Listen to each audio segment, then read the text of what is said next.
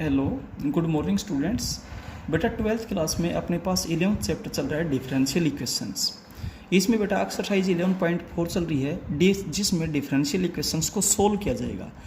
अब differential equations के आपके सिलेबस में 3 टाइप हैं, जिनमें से सबसे पहली टाइप आती है वेरिएबल सेपरेट करना।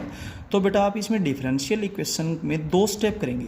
एक तो वेरिएबल्स को सेपरेट करेंगे, जिधर डी वाई उधर सभी वाई की टर्म्स ट्रांसफर करेंगे, जिधर डी एक्स उधर सभी एक्स की टर्म्स ट्रांसफर करेंगे। और उसके बाद आपका टॉपिक होगा इंटीग्रेटिंग ऑन बोथ साइड्स। केवल आपके वर्किंग रूल 2 ही होंगे, ठीक है। और इस डिफरेंशियल इक्वेशन का मेन टॉपिक है, टाइप है वेरिएबल सेपरेबल, क्योंकि यहाँ पर वेरिएबल्स आराम से सेपरेट होंगे। जो वेरिएबल सेपरेबल नहीं होंगे तो वहाँ पे वेरिएबल सेपरेट नहीं हो पाएंगे, ठीक है। अब देखिए बेटा डिफरेंशियल इक्वेशन दे रखी है x y into d y upon d x is equals to 1 + y square into 1 + x square divided by 1 + x square. इसमें जहाँ पर डी वाई उधर सभी आप वाई की टर्म्स भेजें, y as it is 1 + y square multiply में था डिवाइड में भेज देंगे into d y is equals to ये टर्म्स एज इट इज़, और एक्स बेटा जो मल्टीप्लाई था वो डिवाइड में आ गया into d x. Variable separate होने के बाद इंटीग्रेटिंग ऑन बोथ साइड्स, आप दोनों तरफ इंटीग्रेशन करेंगे।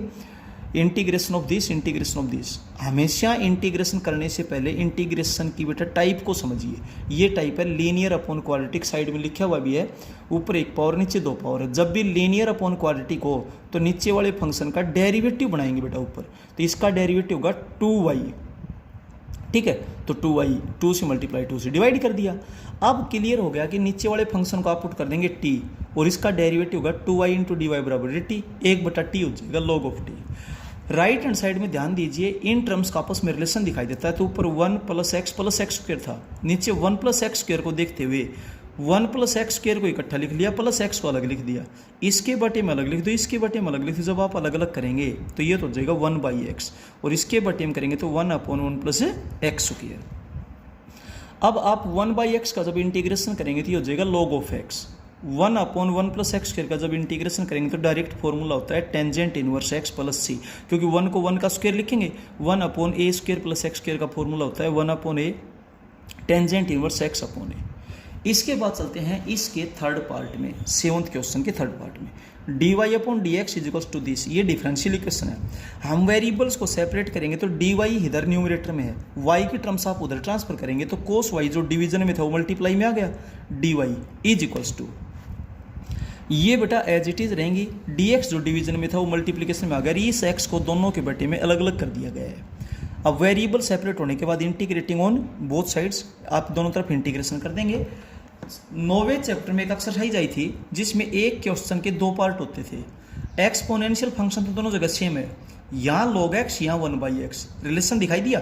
log ऑफ x का डेरिवेटिव 1/x होता है, तो आप यहाँ पर इंटीग्रेशन बाई पार्ट कर दी, ये अपने आप कैंसिल हो जाएगा। ये फर्स्ट ये सेकंड, तो cos y का integration sin y, first as it is integration of second minus integration of derivative first integration of second, next term as it is. ये दोनों टर्म्स आपस में कैंसिल हो जाएंगी।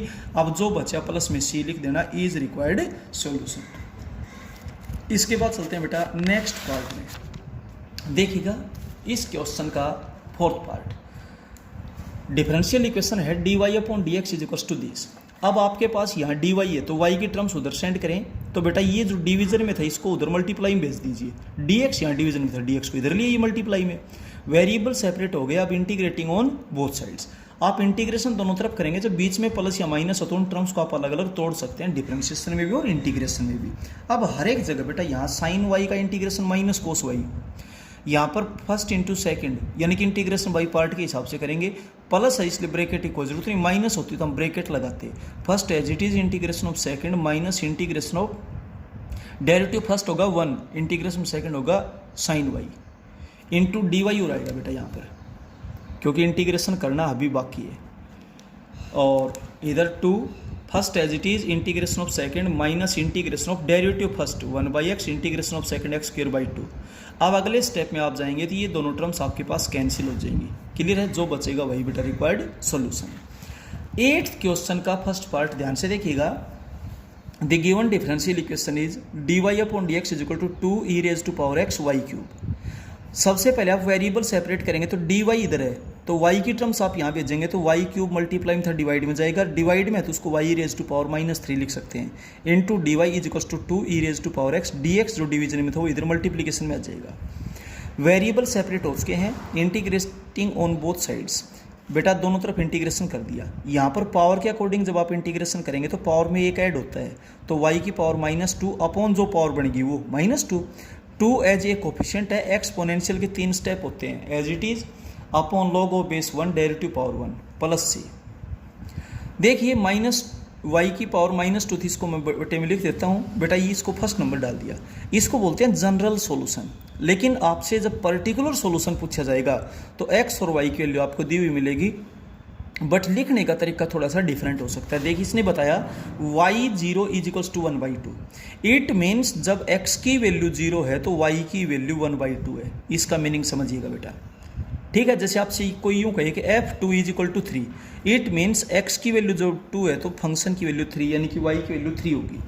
तो बेटा जब x की वैल्यू 0 है तो y की वैल्यू 1/2, इसका ये मतलब होता है, ठीक है। बस ये बात समझिएगा। अब आप इसमें x की जगह तो 0 पुट कर दीजिए, y की जगह 1/2 पुट कर दीजिएगा, और बेटा जब कैलकुलेट करेंगे तो e रेज टू पावर 0 क्या होगी 1, c की वैल्यू -4 आ जाइए, c की वैल्यू -4 आप यहाँ पुट कर देंगे, यही बेटा आपके पास सॉल्यूशन है। इसको बोलते हैं पर्टिकुलर सॉल्यूशन, जब c की एक फिक्स वैल्यू बता दी जाए, और बेटा जब c को c रहने दिया जाता है उसको बोलते हैं जनरल सॉल्यूशन। अब चलते हैं 8th क्वेश्चन के सेकेंड पार्ट में, ध्यान से देखिएगा। 8th क्वेश्चन का सेकेंड, थर्ड, फोर्थ, फिफ्थ ये सभी पार्ट्स बेटा बिल्कुल सेम है। क्वेश्चन नंबर 8th में second part, third part, fourth part, fifth part, sixth part same as part first, same as part first, try yourself. Clear हो गया बेटा, बिल्कुल सेम है, आप खुद ब खुद करें, बस c की वैल्यू बतानी है, x और y की वैल्यू पुट करते हुए। अब चलते हैं नेक्स्ट 7th पार्ट। देखिए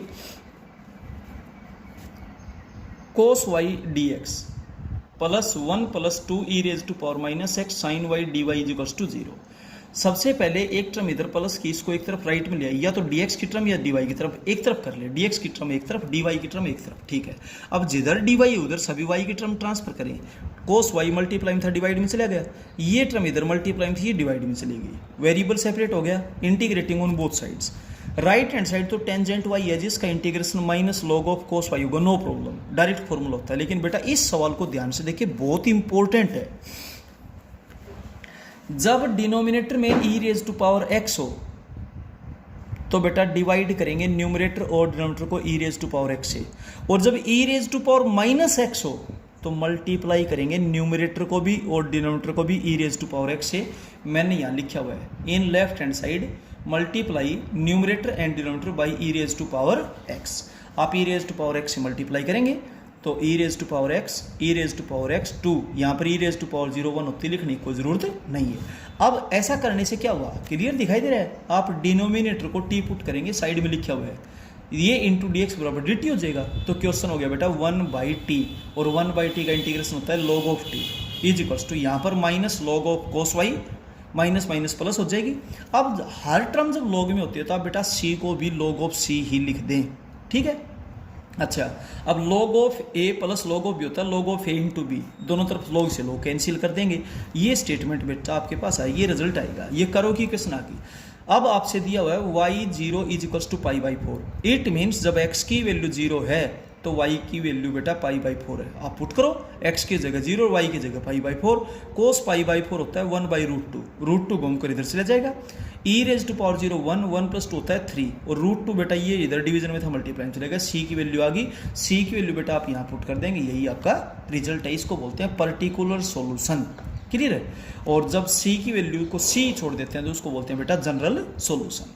9th क्वेश्चन के फर्स्ट पार्ट को विशेष ध्यान से देखें, एक बार सुने बेटा, परमानेंट बात ध्यान रहेगी। log of dy upon dx is equal to 3x + 4y। जब dy अपॉन dx log में हो तो दोनों पार्ट्स को e की पावर में पुट कर दें, क्योंकि जब कोई दो चीज़ बराबर है तो उनको ई की पावर में पुट करेंगे तो भी बराबर रहेंगे भाई। तो e raise to power log of this और e raise to power 3x plus 4y। अब एक रिजल्ट होता है e raise to power log of function is equals to function. बेटा ये हमारे पास 7th चैप्टर में भी इस फॉर्मूले का यूज था, ध्यान रखिएगा, लॉगरिथम की प्रॉपर्टी है। तो e raise to power log of function function होता है तो dy upon dx is equal to, यहाँ पर पावर ऐड कब होती है, जब बेस सेम और मल्टीप्लाई करें। तो इसको लिखो e raise to power 3x into e raise to power 4y। Base same है, पावर ऐड होगी कि नहीं होगी। तो जब बेटा इस स्टेप से ये आएगा तो इससे ये भी आ जाएगा। अब बेटा आप वेरिएबल सेपरेट करेंगे तो dy जिस तरफ है तो y की टर्म को आप इधर सेंड कर दें। ई रेज टू पावर 4y यहाँ मल्टीप्लाई था, राइट में ले जाओ, डिवाइड में जाएगा तो e raise to power 4y जब डिवीजन में तो ऊपर ई रेज टू पावर -4y आ जाएगा। dx यहाँ डिवीजन में था, dx को आप यहाँ मल्टीप्लाई में ले। तो बेटा आपके पास जो रिजल्ट बनेगा वो होगा e raise to power -4y dy is equals to e raise to power 3x into dx। ये रिजल्ट बनेगा आपके पास। अब वेरिएबल सेपरेट हो गए, इंटीग्रेटिंग ऑन बोथ साइड, दोनों तरफ आप इंटीग्रेशन करेंगे। जब इसका इंटीग्रेशन करेंगे तो एक्सपोनेंशियल फंक्शन का इंटीग्रेशन करने के 3 स्टेप्स होते हैं, as it is, divided by log of base 1, derivative power -4। यहाँ पर भी as it is, divided by log of base 1 होता है, डेरिवेटिव पावर 3 प्लस c। अब इसमें x की वैल्यू 0 और y की वैल्यू 0 आपसे दी हुई है तो आप x की जगह 0 और y की जगह 0 पुट करेंगे तो e रेज टू पावर 0 बेटा 1 होता है। ये हो गया -1/4, ये हो गया 1/3 प्लस c। 1/3 इधर प्लस का उधर जाकर माइनस का हो गया तो c की वैल्यू -7/12 आ जाएगी जब आप कैलकुलेट करेंगे तो। अब जो c की वैल्यू है बेटा उसको फर्स्ट में पुट कर दो। फर्स्ट में आपने c की वैल्यू पुट कर दी। अब दोनों तरफ से एलसीएम आ जाएगा 12 और बेटा इसको एलसीएम लेकर के सोल्व कर दिया गया। अब चलते हैं इसके सेकंड पार्ट में। डिफरेंशियल इक्वेशन है sine dy upon dx is equals to a। इधर सिंपल फंक्शन इधर जाकर इनवर्स हो जाएगा, इनवर्स है तो सिंपल हो जाएगा।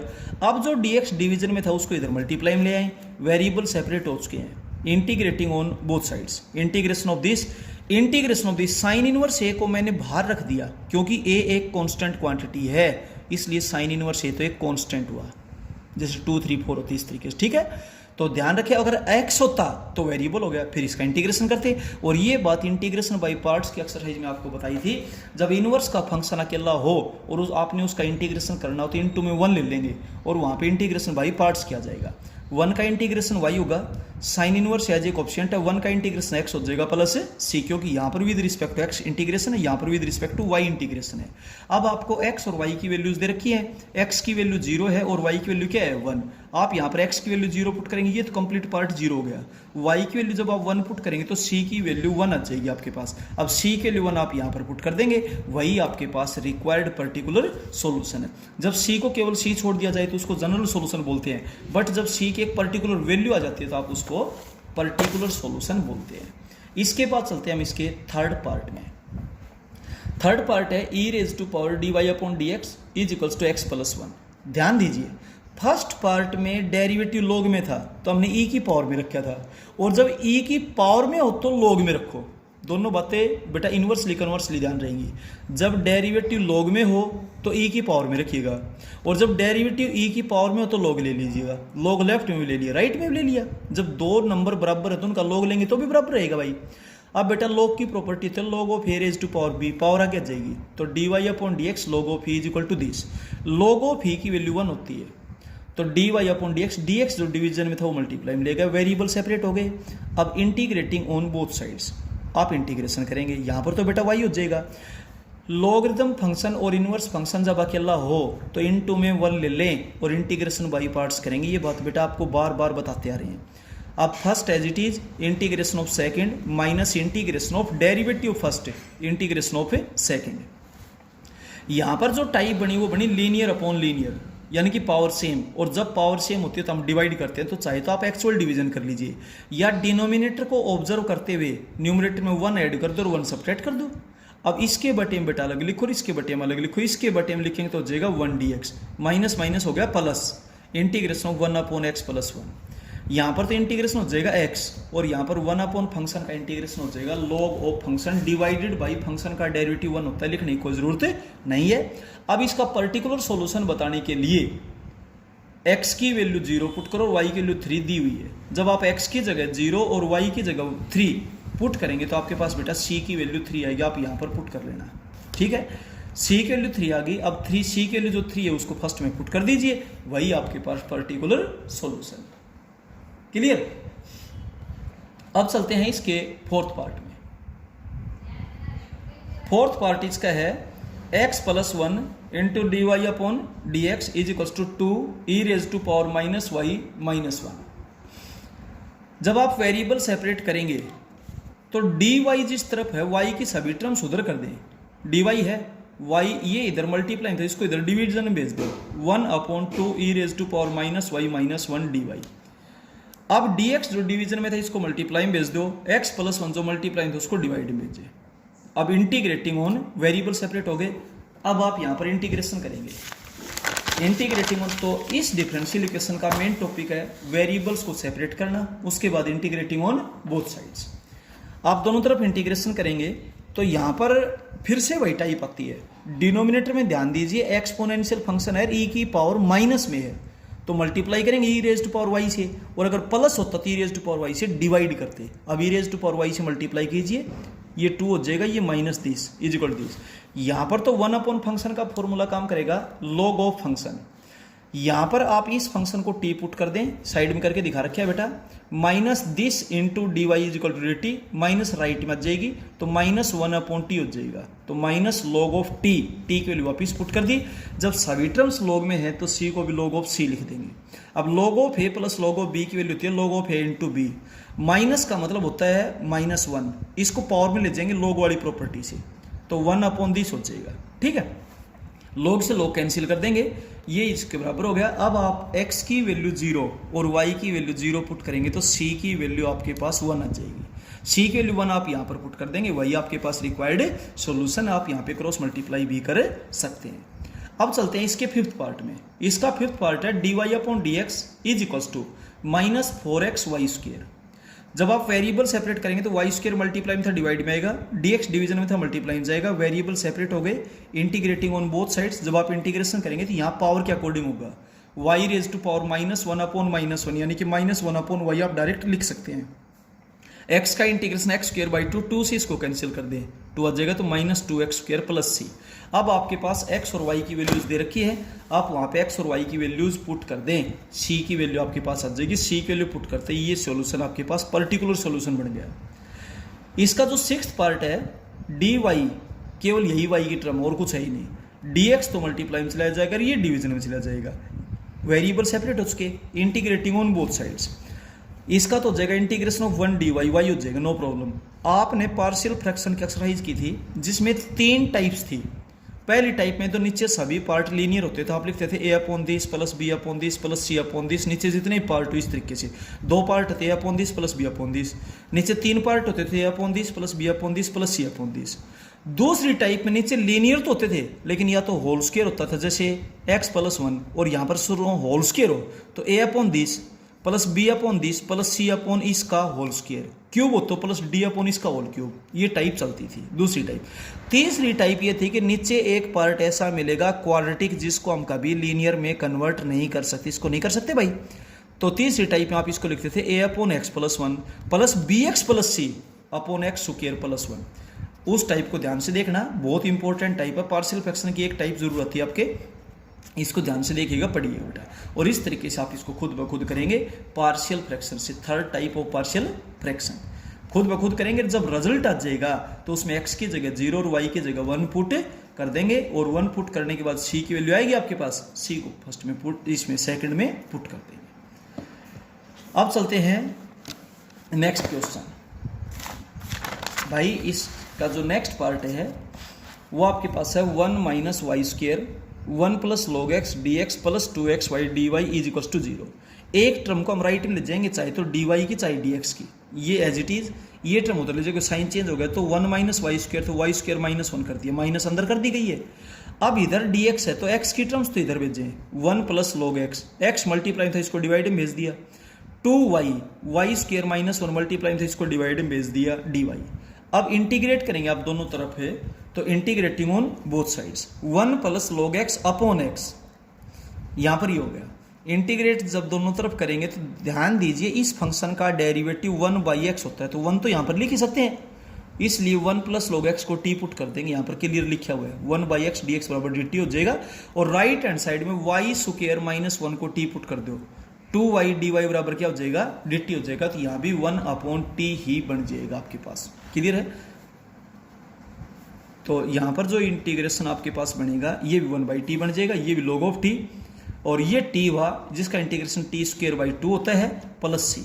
अब आप x की जगह 1 और y की जगह 0 पुट करेंगे तो c की वैल्यू 1 बाई 2 आएगी। कैलकुलेशन में गलती ना करें, c की वैल्यू जो आएगी वो यहाँ पुट कर दे। अब आप एलसीएम लेकर सोल्व कर सकते हैं। नेक्स्ट जो पार्ट इसका आता है e raise to power x tangent y dx is equals to this. इसमें देखिए dx है, x की टर्म्स यहाँ ट्रांसफर करें, e raise to power x, ये जो मल्टीप्लाई था इसको डिवीजन में भेज दें, dx is equal to secant square y tangent y division में आएगा dy। वेरिएबल सेपरेट सोर्स के integrating on both sides integration करेंगे। यहाँ ध्यान दें डिनोमिनेटर को टी पुट करो, पुट वहाँ क्या जाता है जहाँ उसका डेरिवेटिव आपको क्लियर दिखाई दे। ये इंटू डी एक्स बराबर क्या हो जाएगा, डी टी। तो 1 upon T log of T, यहाँ पर भी आप इसको टी पुट कर दो तो secant square y d y बराबर डी टी हो जाएगा 1 बटा टी। ये भी log ऑफ टी, ये टर्म भी log में, ये भी log में, तो सी को भी log ऑफ सी लिखेंगे। अब log of a plus log of b, log of a into b होता है, log से log कैंसिल कर देंगे। ये स्टेटमेंट आपके पास आई। अब आप x की जगह 0 और y की जगह पाई बाई 4 जब पुट करेंगे तो c की वैल्यू -1 आ गई। अब c की वैल्यू जब आप यहाँ पर पुट करेंगे तो वही आपका बेटा रिक्वायर्ड पर्टिकुलर सॉल्यूशन हो जाएगा। इसके बाद चलते हैं क्वेश्चन नंबर 10 में। ध्यान दें, गिवन डिफरेंशियल इक्वेशन है x into d y is equals to this. इधर dx x की टर्म सभी यहाँ ट्रांसफर कर दें, वेरिएबल सेपरेट हो उसके, इंटीग्रेटिंग ऑन बोथ साइड्स, दोनों तरफ आप इंटीग्रेशन करेंगे। तो 1 का इंटीग्रेशन हो गया y, 2x, x square by 2, 2 से 2 कैंसिल हो गया, 1 बाई एक्स का हो जाएगा log ऑफ x प्लस सी। अब ये पूछा है कि इस करो का पास पॉइंट 1 1 दे रखे है, तो जब करो का ये पास पॉइंट है तो करो की इक्वेशन को सेटिस्फाई करेगा। x की जगह 1 और y की जगह 1 पुट कर दें, तो x की जगह 1 पुट करेंगे, ये 0, ये 1, ये 1, 1 से 1 कैंसिल हो गया, c की वैल्यू क्या आ जाएगी आपके पास, 0 आ जाएगी। c की वैल्यू आप 0 पुट कर दें, यही आपके पास रिक्वायर्ड सॉल्यूशन है या रिक्वायर्ड कर्व है, कुछ भी कह सकते हैं। जब डिफरेंशियल इक्वेशन को सोल्व करते हैं तो जो उसका सॉल्यूशन होता है that is the equation of curve. 11th question के फर्स्ट पार्ट में देखिए slope of tangent -x upon y है। अब 8th चैप्टर में आप ऐसा पढ़ चुके हैं, 8.2 की एक्सरसाइज थी टेंजेंट और नॉर्मल की, कि slope of tangent d y upon d x होता है। बस यही एक चीज़ बताने की थी, बाकी बिल्कुल सेम होगा बेटा। वेरिएबल्स को सेपरेट करेंगे और फिर इंटीग्रेटिंग ऑन बोथ साइड्स, और फिर इसका एक पास पॉइंट दिया है, पास पॉइंट है तो वो इसको क्या करेगा, सेटिस्फाई करेगा। सेटिस्फाई करेगा तो बेटा सी की वैल्यू आ जाएगी, सी की वैल्यू आप यहाँ पर पुट कर देना। ये अगर आप ध्यान से देखेंगे तो एक्स स्क्वायर एक्स माइनस 0 का होल स्क्वायर है plus y square y minus 0 का whole square is equal to ये 5 का square. It is a circle with centre point origin and radius 5 units. पूछा भी जा सकता है व्हाट इज दिस। इसके बाद बेटा स्लोप ऑफ नॉर्मल है। अब आप ये जानते होंगे कि टेंजेंट और नॉर्मल आपस में परपेंडिकुलर होते हैं, तो जब टेंजेंट का slope d y upon d x होता है तो ये उसका नेगेटिव रेसिप्रोकल होता है, तो माइनस और reciprocal d x upon d y. अब आप वेरिएबल सेपरेट करेंगे, फिर इंटीग्रेटिंग ऑन बोथ साइड्स, और अब बेटा इसका पास पॉइंट दिया 1 2, एक्स की जगह 1 और वाई की जगह 2 पुट करें और कैलकुलेट करें। बेटा ये आपके पास रिजल्ट आएगा x square plus y square equals to 5। 5 का आप √5 का स्क्वायर कह सकते हैं। ये भी एक सर्कल है जिसका सेंटर पॉइंट 0 0 है और रेडियस √5 यूनिट्स है। 12th क्वेश्चन भी बिल्कुल सेम है बेटा। Slope of tangent 2y upon x है। टेंजेंट का स्लोप होता है dy अपॉन डी एक्स। अब dx तो यहाँ मल्टीप्लाई में आएगा, y इधर लीजिए आप, और वेरिएबल सेपरेट करते हैं बेटा integrating on both sides. Integration करें, इंटीग्रेशन करने के बाद एक पास पॉइंट दिया हुआ है वो इसमें पुट करेंगे बेटा, आपके पास c की वैल्यू जाएगी, c की वैल्यू पुट कर देना। That will be the required equation of the curve. तो डिफरेंशियल इक्वेशन से जब आपको कर्व की इक्वेशन पूछी जाए तो बेटा उस डिफरेंशियल इक्वेशन को आपने सोल्व करना है। और आपके सिलेबस में 3 टाइप की डिफरेंशियल इक्वेशंस हैं, जिसमें फर्स्ट टाइप वेरिएबल सेपरेबल है। अगली जब टाइप्स आएंगी बेटा तब आपको बताया जाएगा। Okay, thank you.